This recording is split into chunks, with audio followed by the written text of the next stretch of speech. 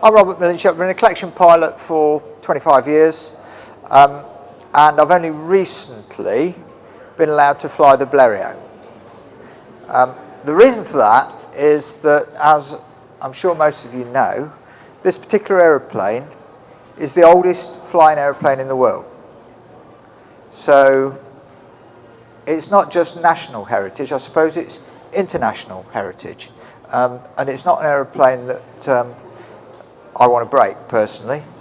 It has been broken in the past, a very minor accident in 1977, but the pilot, who I'm sure many of you will know the name, Neil Williams, managed to break the aeroplane. He attempted to fly a circuit in it, and he would have made it had the 5-bar gate at the bottom of the airfield been open at the time. It wasn't, and poor Neil paid the price in that Alan Wheeler sent him away to consider whether it was a wise thing to do. And sadly, Neil was killed very shortly afterwards in a Heinkel, bringing it back from Spain. So that was the last time it was broken. The aeroplane, other than Neil's slight damage, is completely original, other than the fabric. The history of this particular aeroplane is that it is number 14 of a batch of aeroplanes that Louis Bleriot's company made. The one that he crossed the channel in, I'm told, was number 10. So this aeroplane is 4 along the production line from the aeroplane that he crossed the channel, and is identical in all respects to the aeroplane that he flew from Calais to Dover Castle in July 1909. It took him 30 minutes. Apparently he got to 300 feet across the channel. He was a very brave man, take my word for it. He crossed the channel against all the odds. He should have finished up in the drink. Hubert Latham had finished up in the drink some weeks earlier in an Antoinette. And Louis Bleriot must have chosen the perfect day. So this particular aeroplane finished up with the Bleriot Flying School at Hendon, and was flown quite successfully by people who were learning to fly the traditional way by getting in the aeroplane and hopping it across the airfield. But, like you would imagine, eventually it got broken, and it finished up with a scrap merchant. Now, it was either purchased from the scrap merchant, or a guy called Albert Grimmer from Amt Hill was the scrap merchant. We're not actually quite sure which, but Albert put the aeroplane back together again in just initially prior to the First World War, about 1912. He put the aeroplane back together and learned to fly on it. He learned to fly on the local polo ground and was quite successful. So he followed on in the tradition of learning to fly solo by getting in, taking a deep breath and going flying. But the inevitable happened, of course. He damaged it as well. The First World War was coming along, and because there was going to be no civilian flying at all during the First World War, the aeroplane was actually put into storage in the loft of his garage.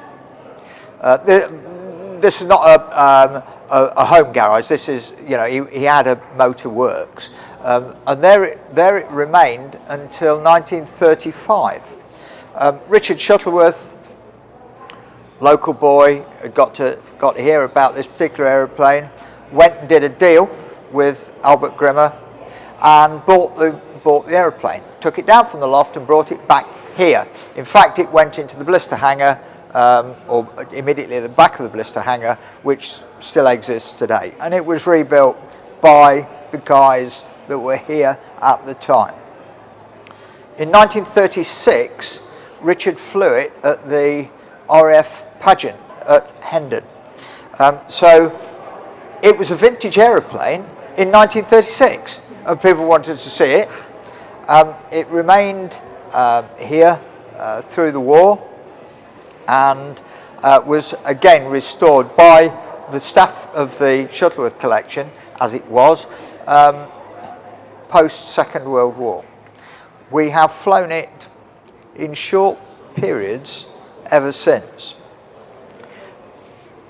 The aeroplane, well, the engine in particular is fairly unreliable, so there have been periods where the engine has been out the airframe and it's not flown for perhaps 10 years. And we've in fact just come to the end of one of those periods now. The airplane has been out of the air for about 8 years while the engine's been done. It was put back in last winter, test flown by Dodge Bailey, very successfully at the beginning of this year, and then handed on to me.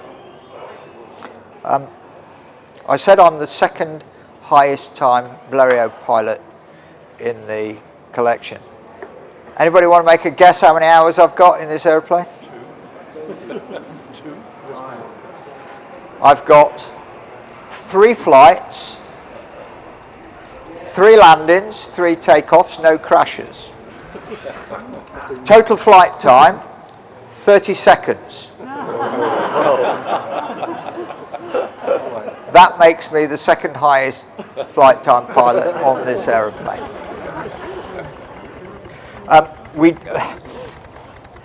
The Civil Aviation Authority don't recognise flights of less than 10 minutes. You've got to put 10 minutes in your logbook. Well, it's going to be a very long time before any of us get 10 minutes, because we're not going to fly around the circuit. Neil Williams proved why. We're going to fly it up and down the runway when the conditions are perfect. And it takes 10 to 15 seconds to fly from that end of the runway to that end of the runway. And in that 15 seconds, whoever's in the aeroplane is working extremely hard. You are working hard from the moment you get up in the morning to the moment the aeroplane goes back in the hangar at night, because all day you are thinking, I've got to fly the Bleriot. I've got to fly the Bleriot. Will the conditions be right? 99 times out of 100, the conditions won't be right.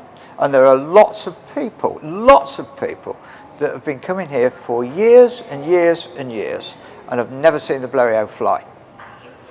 Well, it's on the programme for today, but at the moment it looks like it's not going to be calm enough. Fingers crossed. Everybody keep the fingers crossed. With any luck, we're going to have a new Bleriot pilot later on, if it works.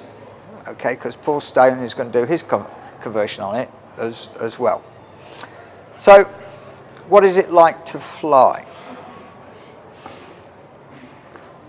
I've been flying for 45 years, and I've flown an awful lot of different aeroplanes. I've flown pretty well every aeroplane in the collection, plus a lot more. And I'm sure there's lots of pilots out there. As you all know, aeroplanes are aeroplanes. Fly one, fly them all. They all fly the same. And it doesn't matter whether it's a Spitfire or a Jumbo Jet or a Tiger Moth. Basically, the aeroplanes fly the same. Apart from one. This thing. This aeroplane does not fly like a conventional aeroplane. It is the only aeroplane I've ever flown that you need to unlearn all the skills that you've learned instinctively for the last, in my case, 40 years. And the reason for that, in the main, is, just let me ask a question. We've got any aero modelers here? Yes. Model aeroplane people? Yeah. Okay, one there. Okay, you're going to understand. As you know, it's a wing warper. It doesn't have ailerons. So you twist the wing in order to increase the lift on one side, decrease the lift on the other side, in order to make the aeroplanes roll. And from day one, when you learn to fly, you get in an aeroplane, you have a stick, you put the stick to the left, the aeroplane will roll to the left. Put the stick to the right, the aeroplane rolls to the right, pull the stick back, the houses get smaller, push the stick forward, the houses get bigger. But essentially, they're all like that, except for the Bleriot.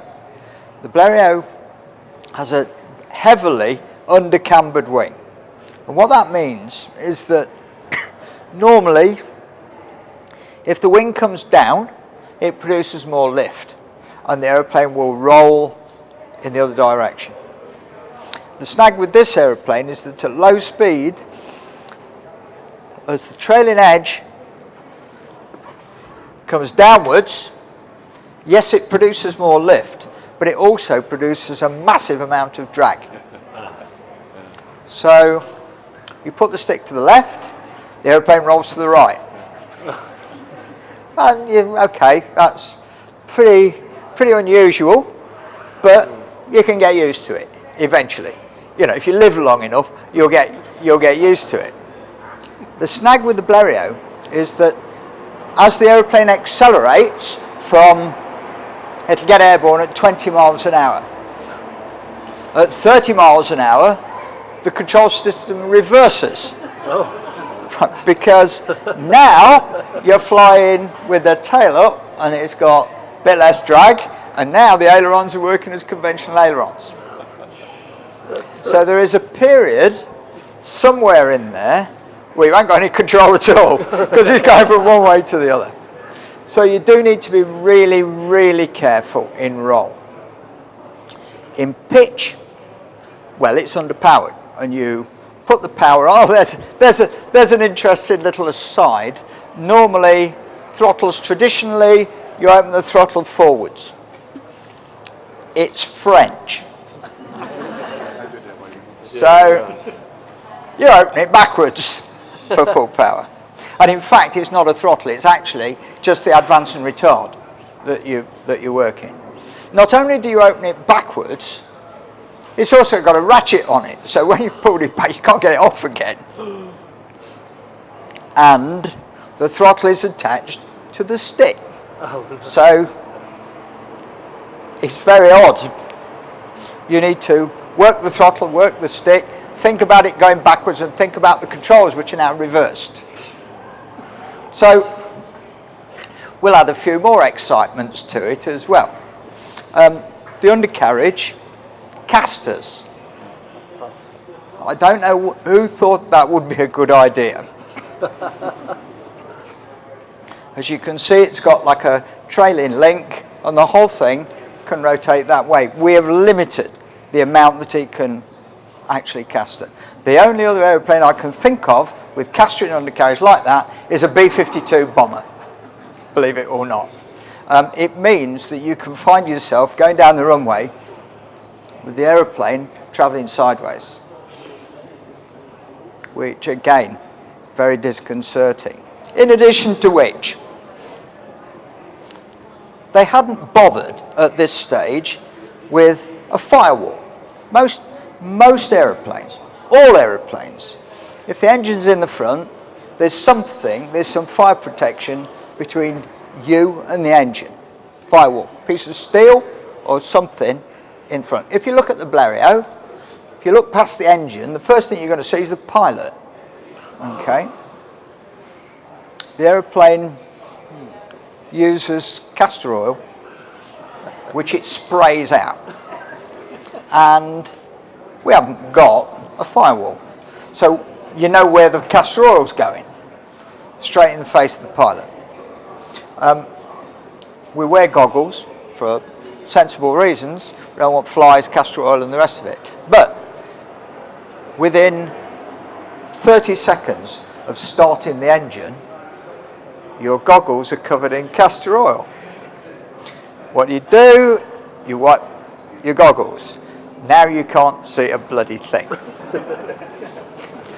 So you're now entrusted with a priceless aeroplane with a back to front throttle, ailerons that are back to front, and what's more, you can't see where you're going. So it is quite a demanding aeroplane to fly. Let me put it this way, Spitfires are for kids. This thing is very demanding, and Louis Bleriot and all his blokes that learned to fly on this aeroplane were not country bumpkins. They were bloody good because they were learning on their own. And okay, some of them were dying, but generally speaking, people were learning to fly on what is now an aeroplane that is the province of test pilots. 99% of the people that will get in that aeroplane are professional test pilots. They weren't in 1910. They were lads that have been hacksawing and doping in the shed and created that. So it's a wonderful aeroplane. And when you see it wobbling up the runway at 10 foot, just think about the poor sod that's sat in it, who is working like hell to fly that aeroplane. And if it is flying in a straight line in a relatively stable manner, that isn't because it's a little flimsy aeroplane, it's because the bloke inside it is working like a one-armed paper hanger to keep that aeroplane flying up the runway. Does anybody want to ask anything about the aeroplane? What are the instruments? Pardon? Instruments in the cockpit. Did you say what are the instruments? What instruments? You'll be referring to an airspeed indicator, I suppose. Doesn't got one. Altimeter hasn't got one of them either. Rev counter hasn't got one of them. Oil pressure gauge hasn't got one of them. In fact, hasn't got anything. So you literally flying by wire? It's I think it's an ammeter for the battery for the spark thing. It's what we put in from a safety point of view. In terms of flying instruments, it has none. Anybody else want to chat? Yes, sir. Well, in your extensive 30 seconds of flying, Yes, making me a high-time Bleriot pilot. I respect it. Do you support this theory about getting the tail right? Yes. Yeah? Yeah. There was. I'll tell you a funny story. Goes back a few years. We had great difficulty with this aeroplane getting it off the ground about 20 years ago, and I'm an aero modeller. I've made model aeroplanes ever since I was a kid. And at the time, the chief pilot was also an aero modeller, very keen aero modeller, and he'd struggled to get the aeroplane airborne. So I went to him and I said, look, Andy, if that was a model aeroplane, you wouldn't fly it, because you know it's going to bloody crash. Yeah. I said, the tailplane setting angle is wrong. That's the angle that the tailplane sits in relation to the fuselage. Well, you can't change it, he said. Well, I went and had a look, and in fact you could change it. It's just that you couldn't tell you could change it because it's been painted that many times. The little telescopic tubes have been painted over, and you couldn't tell. So we cleaned it all off, and we changed the tailplane setting angle. And then before we flew it, we were waiting for the weather. Andy rang me one evening in a very agitated state, and he said, have you got such and such a book? Yes. Turn to page so-and-so, which I did whilst I was on the phone. Said, there you are, there is a picture of a Bleriot, and you can, there's a little tag at the back with holes in it. He said, you can count the holes. It's exactly the same as ours was before you changed it. I said, yes, Andy, look at the next picture. That's a picture of the pilot being carried off on a stretcher. To which he said, oh. So we learn as we go along. There's no books that tell us how to fly the world's oldest aeroplane. So we learn very slowly. Yes, sir. I read that the Bleriot has reasonable directional stability, but somebody, when Jag was on the topic, decided to fare in the aft fuselage. Yes. Because it had a lot of drag on it. Yeah. And it went sideways. Well, yeah, we were just discussing directional stability and the fact that the rear fuselage is open. It has it doesn't have a fin, it has an all-flying rudder on it, and people have in the past fabric covered the fuselage. Right, now that in theory would improve the directional stability. That's why aeroplanes aren't open at the back. Okay, but in fact, as you say, it doesn't make the aeroplane, frankly, is so bloody awful aerodynamically that it ain't going to make a lot of difference. I think it's stripped off the fairing. Yeah, I think that. I would. Yeah, I think that makes sense to do that. If you look at our Avro triplane, that's the same. Yeah. It's got no fabric on the rear fuselage, very draggy, as you say. But if you look at the film Magnificent Men in Their Flying Machines, they tried it both ways. Some shots it's fabric covered at the back, and other shots it isn't, and for the same reason. They didn't like it, so they took fabric back off it again, and that's how we operate it now. Yes, I knew about the box cut. Yes. Yeah. Yeah. That was my question. I still don't understand it. Yeah. Because again, being an air modeller, Yeah. you know that it's all the tail area, service area behind. Yeah. Keeps the airplane straight. The old weather problem. Absolutely. Yes. It works the other way around. It would appear. Yes, it is. Yeah. Yeah. Who knows? As I say, they're weird aerodynamics on these early Edwardians. So who knows? Anybody else? What's his top speed? This one? Don't know. I ain't got an airspeed indicator. No idea. Rob, there was some discussion in the Prop Swing magazine a year or two ago about a new takeoff technique for the Bleriot. Yeah. Where you got the tail up high early on. Yeah. Presumably to reduce the drag. Yeah, it worked, exactly. The question was, is that a standard technique for all tailwheel aeroplanes? Get the tail off the ground, reduce the drag, then fly. I can give you one classic example within the collection. Lysander. Lysander, you take off with the stick all the way back and hold it back until the aeroplane's airborne. And the reason you do that is because it's got automatic flaps and slats.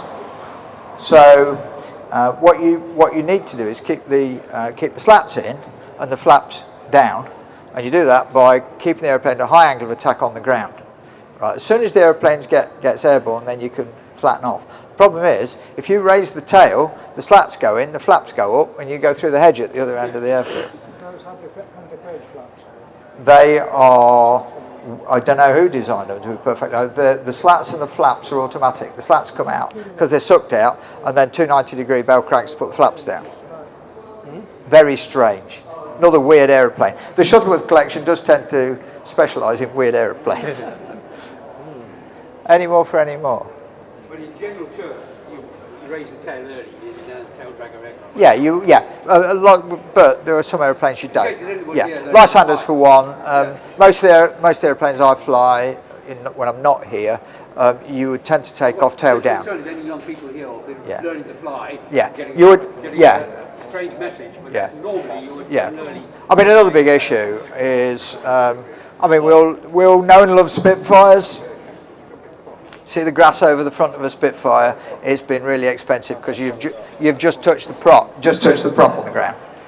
So you need to take off tail down because you've only got about 4 inches tip clearance on the prop. You've only got to hit a bump in the grass, and you've just done yourself 100,000 quid worth of damage. So it's not something that you would want to do.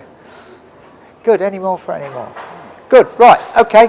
That's your lot. I've got to go to the briefing now.